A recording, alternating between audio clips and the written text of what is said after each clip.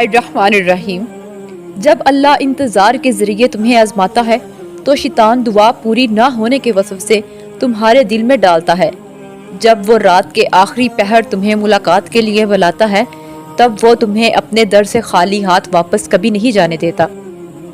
یہ دیری اس بات کا ثبوت ہے کہ معجزے قسمت میں لکھ دیے گئے ہیں۔ لیکن یہ بھی تو ہو سکتا ہے کہ جو تم مانگ رہے ہو اس کے دل میں تمہارے لیے وہ چاہ نہ ہو، اور وہ تمہارے مقدر کو بدلنے کی گنجائش تب تک رکھتا ہے جب تک تمہاری دعائیں اس کی چوکھٹ پر بے بسی سے کھڑی رہتی ہیں۔ کامل یقین رکھو کہ خدا کی طرف بڑھایا ہوا ہاتھ کبھی خالی نہیں جاتا، مگر تم یقین رکھنا کہ معجزے ہوتے ہیں، بس تھوڑا وقت لگتا ہے۔ ہو سکتا ہے تم اپنی منزل کے بہت قریب ہو۔ جیسے توبہ قبول ہو جائے تو یاد گناہ بھی ختم ہو جاتی ہے، بالکل ویسے ہی جب اللہ کو تمہارا صبر کرنا پسند آ جاتا ہے تو وہ ہر اس یاد کو تمہارے دل سے نکال دیتا ہے جو تمہیں بے چین رکھتی ہے، اور وہ دل مطمئن کرنے میں خوب جانتا ہے۔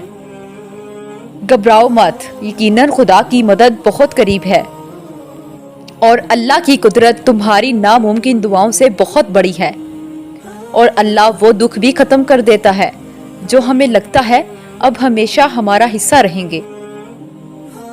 اور کبھی کبھی ہماری راہ میں آنے والی رکاوٹیں ان گناہوں کا نتیجہ ہوتی ہیں جن کا ہمیں احساس تک نہیں ہوتا۔ کسی کو تکلیف پہنچانا، دکھ دینا، کسی کے لیے غم کی وجہ بن جانا، کسی کے راستے میں رکاوٹیں لگانا، کسی کا حق کھانا، کسی کے ساتھ بدسلوکی کرنا، اور ایسے بہت سے چھوٹے بڑے گناہ جنہیں ہم گناہ ہی نہیں سمجھتے ہماری دعاؤں اور قبولیت کے درمیان حائل ہو جاتے ہیں۔ اس وقت ہمیں لگتا ہے اللہ ہماری دعائیں نہیں سن رہا، حالانکہ تب ہمیں خود پر غور کرنے کی ضرورت ہوتی ہے، اور جانتے ہیں وہ کون سی چیز ہے جو ہماری دعاؤں اور قبولیت کے درمیان سے رکاوٹیں ہٹاتی ہے؟ توبہ، سچے دل سے کی جانے والی توبہ۔ انسان کے گناہ ایسے دھو دیتی ہے جیسے اس نے گناہ کیے ہی نہ ہوں، اور جب وہ گناہوں سے پاک ہو کر اللہ کے سامنے حاضر ہوتا ہے تو اللہ بھی بدلے میں اسے قبولیت سے نوازتا ہے، کیونکہ جو چیز اللہ کو سب سے زیادہ پسند ہے وہ گناہ گار کی توبہ ہے، اور اللہ پوری کائنات میں کسی چیز کا اتنا انتظار نہیں کرتا جتنا گناہ گار کی توبہ کا کرتا ہے۔ اگر اللہ کا حکم نہ ہو تو انسان فریاد کر سکتا ہی نہیں، یعنی دعا میں ہاتھ اٹھانے والے آپ نہیں ہیں بلکہ وہ اللہ ہے جو آپ کو خود تک لایا ہے، وہ آپ کو دعاؤں تک لایا ہے۔ کبھی سوچا ہے کہ فلاں چیز کی چاہت سے پہلے بھی کیا آپ اللہ کے پاس اسی طرح جاتے تھے، ہر روز روتے تڑپتے گڑ گڑاتے؟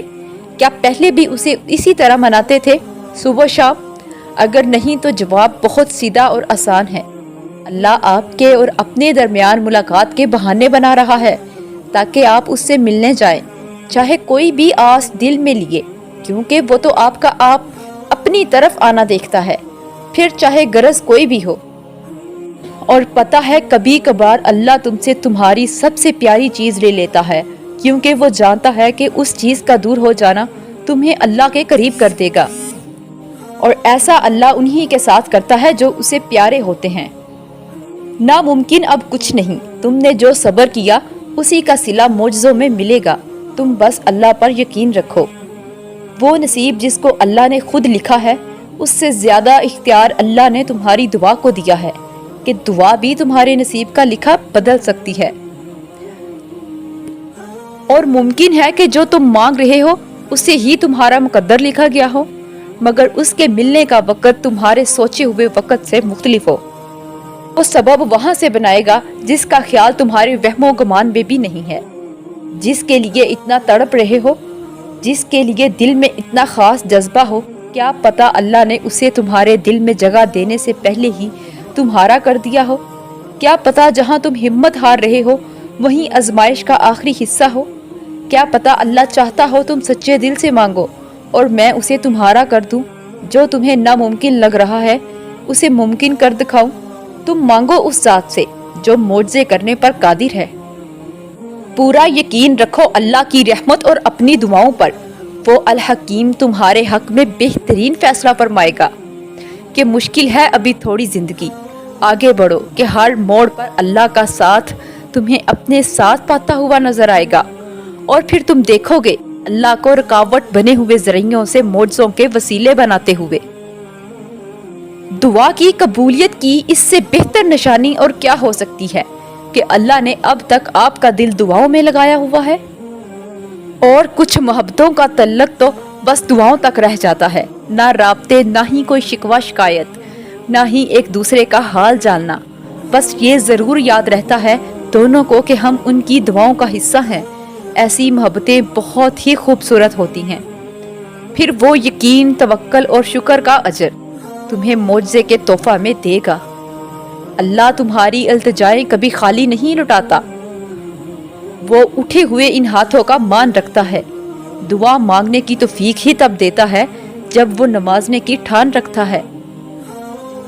वो दुआ ही थी जिसने हजरत यूसुफ को अंधे कुएं से निकाला था, और वो दुआ ही थी जिसने हजरत मूसा के लिए समुंदर के दरमियान रास्ता बनाया था। जो रास्ते तुम्हें अभी अनजान लग रहे हैं, देखना अल्लाह उन्हीं रास्तों से मोजों का सफर शुरू करेगा। और जिसने रास्तों को दुश्वार करके तुम्हें दिखाया है, मंजिलों को हसीन बनाएगा भी वही। और जब अल्लाह इंतजार के जरिए तुम्हें आजमाता है तो शैतान दुआ पूरी ना होने के वसवसे तुम्हारे दिल में डालता है। सब्र की इंतहा क्या है? उस वक्त भी सब्र करते रहना जब लग रहा हो कि अब कुछ नहीं बचा, सब खत्म हो गया, अब आंखों में और आंसू नहीं बचे, अब दिल में और बर्दाश्त नहीं रही, अब मैं गिर जाऊंगा, मेरे कदम लड़खड़ा रहे हैं। हम सब्र को आसान समझते हैं। सब्र हरगिज़ आसान नहीं, ये बहुत बड़ी कुर्बानी है। इसलिए सब्र अल्लाह को सबसे ज्यादा पसंदीदा है। तवक्कल, सिर्फ तवक्कल, और फिर देखो किस्मतों का बदलना, रास्तों का खुलना और दुआओं का कबूल होना। जहाँ तुम्हें लगता है कि तुम डूब जाओगे, वहाँ अल्लाह तुम्हें तैरना सिखा देता है। और जब सारी दुनिया कहे तुम्हारी दुआएं बेफायदा हैं, इनका कबूल होना नामुमकिन है, तो मेरे रब की ये बात दिल को पुरसकून कर देती है कि बेशक अल्लाह हर चीज पर कादिर है। दुआएं तकदीर बदल देती हैं, किस्मत का रोना मोमिन नहीं रोते।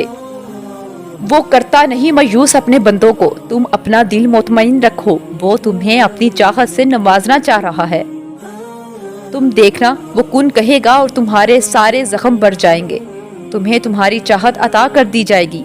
तुम बस अल्लाह से दुआ मांगते रहो। जान लो उसके मिलने की गुंजाइश तुम्हारे नसीब में अब भी बाकी है। जान लो उसके मिलने की गुंजाइश तुम्हारे नसीब में अब भी बाकी है।